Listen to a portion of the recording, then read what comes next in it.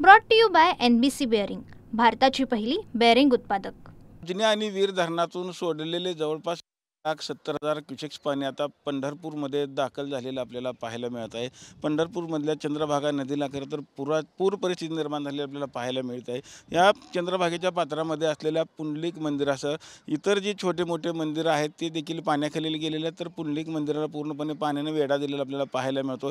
आज सकाळपासूनच हे पाणी यायला खरं तर सुरुवात झाली होती। आपण जर बघितलं तर सकाळपेक्षा जवळजवळ 3 ते 4 फुटानं खरं तर ही पाण्याच्या पातळीमध्ये वाढ झालेली देखील आपल्याला पाहायला मिळत आहे। एकंदरीत जी पाण्याची पातळी जसजशी वाढेल तसतसं पाणी पंढरपूरच्या दिशेने वर यायला देखील सुरुवात झालेली आपण बघितलं असेल की सकाळीच खरं तर व्यासनारायण झोपडपट्टीमध्ये देखील पाणी गेलं होतं आणि 20 ते 25 घरांमध्ये पाणी गेलं होतं आणि प्रशासनाकडून सांगण्यात देखील आलेलं आहे की जवळपास हेच पाणी अजून एक 5 ते 6 फूटपर्यंत वाढण्याची शक्यता असल्याने व्यासनारायण झोपडपट्टी असेल, सनपेठेतला काही भाग असेल, या भागातील जवळपास 100 कुटुंबांचं प्रशासनानं खरं तर स्थलांतरित देखील केलेलं आहे। त्यांना खरं तर राहण्याची असेल, जेवणाची असेल, नाश्ते सगळी व्यवस्था खरं तर प्रशासनाकडून देण्यात आलेली आहे। आणि विशेष म्हणजे खरं तर श्रावण महिन्याचा शेवटचा टप्पा असल्यामुळं अनेक भाविक विठ्ठलाच्या दर्शनाकरता येत असतात।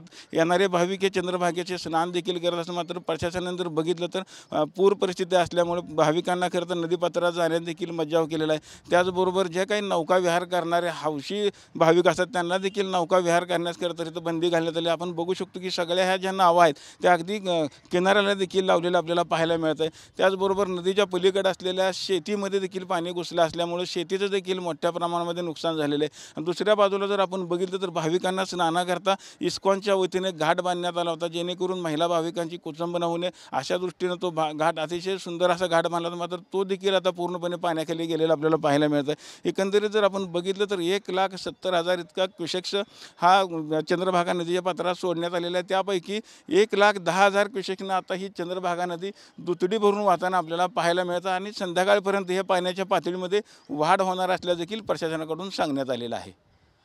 चंद्रभागेच्या किनाऱ्यावरून cameraman Vinod sir, Ravi Lavekar, TV9 Marathi.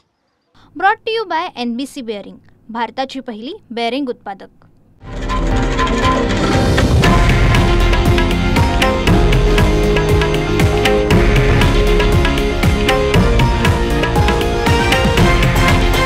हे आहे देशातील नंबर 1 न्यूज नेटवर्क आणि आपण पाहत आहात TV9 मराठी, एकमेव।